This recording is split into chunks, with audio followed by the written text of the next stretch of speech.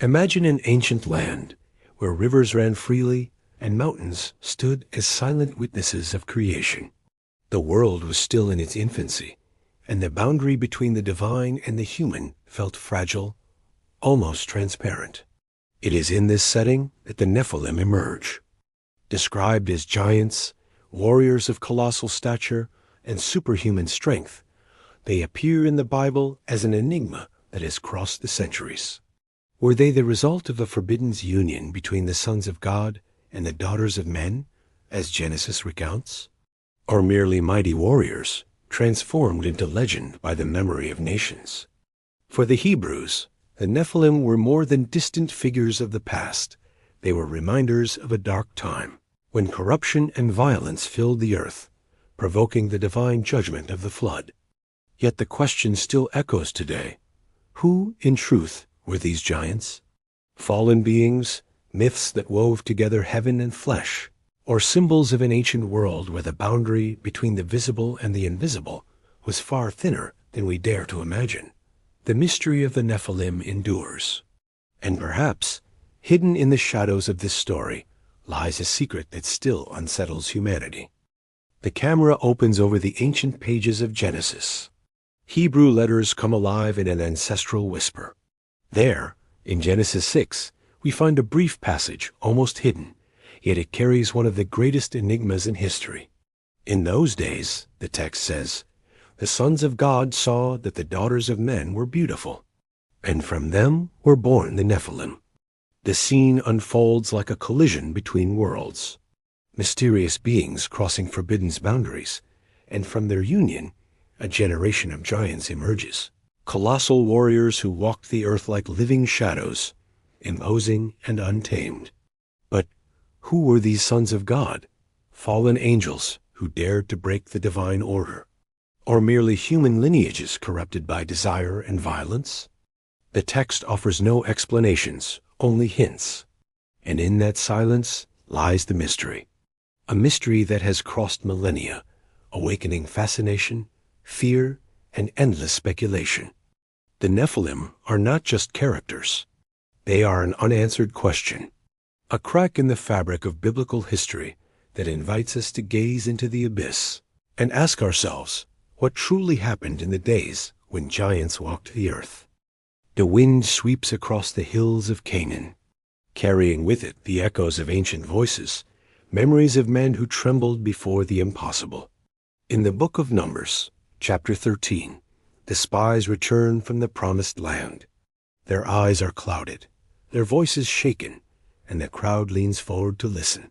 There we saw the giants, the sons of Anak. Compared to them, we were like grasshoppers. Silence falls. Each word lands like a stone upon the heart of Israel. These were warriors hardened by deserts and battles. Yet what they described was not just enemies, but living walls. Colossal figures so overwhelming that hope itself seemed to collapse before them. These were not imagined phantoms.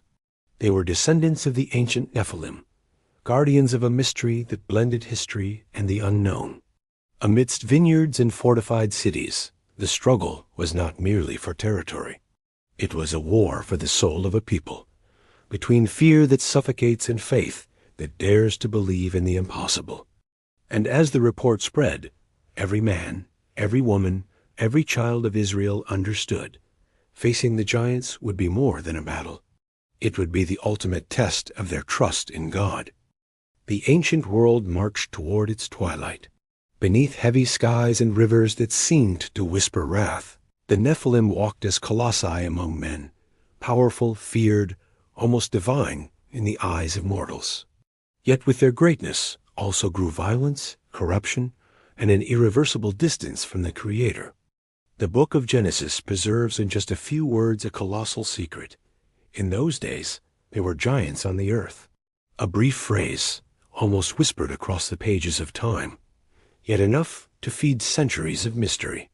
Were these titans the forbidden offspring of the sons of God and the daughters of men?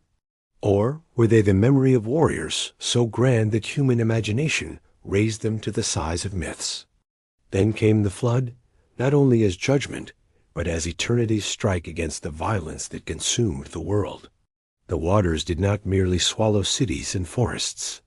They engulfed the giants themselves, erasing an age when the earth was scarred by shadows greater than mankind could bear. But the echo of the Nephilim did not drown in the floodwaters. Like a scar carved into time, their name crossed generations, reminding us that beneath the surface of sacred history still lie unfathomable mysteries.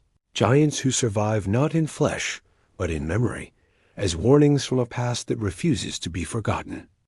The flood seemed to have drawn the final curtain on the age of giants.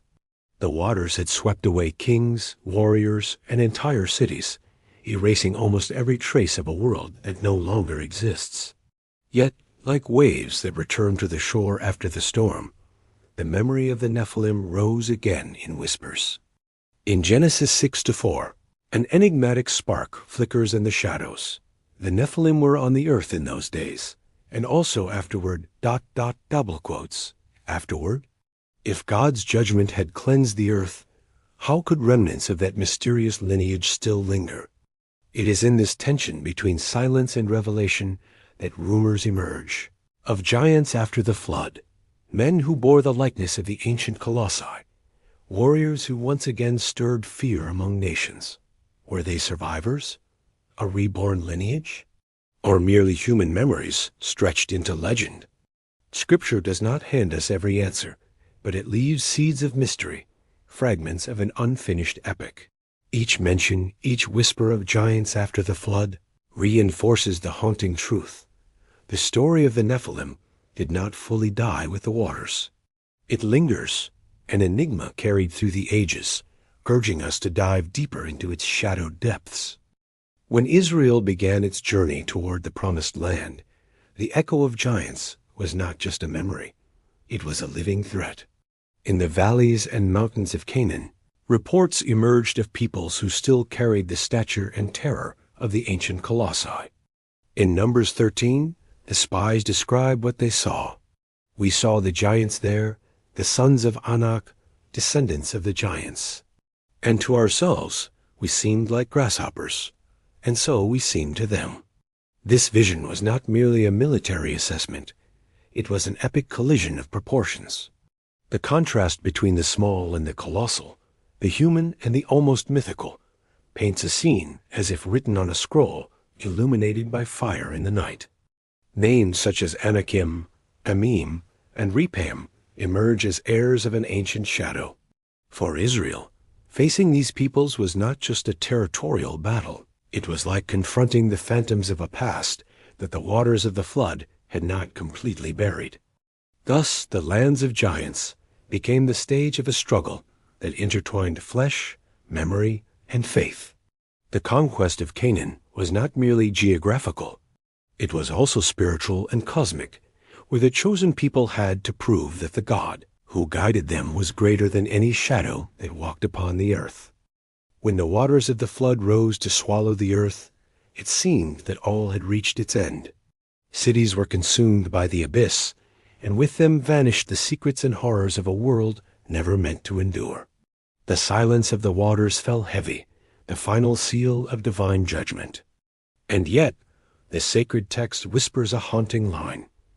In those days, there were giants upon the earth, and also afterward, as though time itself had cracked, and through those fractures the shadow of the past still seeped into the present. That shadow reverberated through ancient memory. To some, it was proof the Nephilim had not been erased, only buried deep within story and song, waiting to awaken among the peoples Israel would face in centuries to come. To others, it revealed something darker still, a cycle that cannot be broken, as if evil itself had learned to hide behind masks. Thus, the flood did not extinguish the myth of the Nephilim, it transformed it. From titans of flesh and bone, they became restless phantoms, echoes drifting through the ages, shadows that refused to fade, still defying our grasp of the sacred text to this day. The march through the wilderness was already a crucible of faith, but nothing struck terror deeper into Israel's heart than the names Anakim, Rephaim, Emim. giants not of memory, but of flesh, towering presences dwelling in fortified cities, their very stature a challenge to hope itself. When the spies returned from Canaan, their voices trembled. We seemed like grasshoppers in our own eyes, and the same to them. The testimony was more than fear. It was the weight of standing once again in the shadow of the Nephilim. The Anakim were no simple enemies. They were living reminders that the curse of the ancient giants still haunted the land. Each battle against them was more than a clash of swords.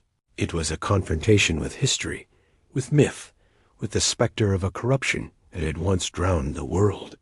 For Israel, the question was not merely, can we win? But rather, is our God greater than the giants who still walk the earth? Generations passed, and Israel's kings rose to meet the challenge of the remnants. Names etched in sacred history mark the twilight of the giants. Og, king of Bashan, a ruler whose iron bed measured like a relic from a colossal age. Warriors of immense stature fell, one by one before the armies of Israel, until only scattered legends remained. But none would embody the final confrontation like Goliath of Gath, a giant clad in bronze, his voice echoing across the valley of Elah, defying the armies of the living God. His fall beneath the stone of a shepherd boy became more than a victory of courage over fear. It was a symbolic breaking of the shadow, a moment where faith triumphed over the specter of an ancient terror. With Goliath's death, the last embers of the Nephilim seemed to fade. And yet, as with every myth, their story did not vanish.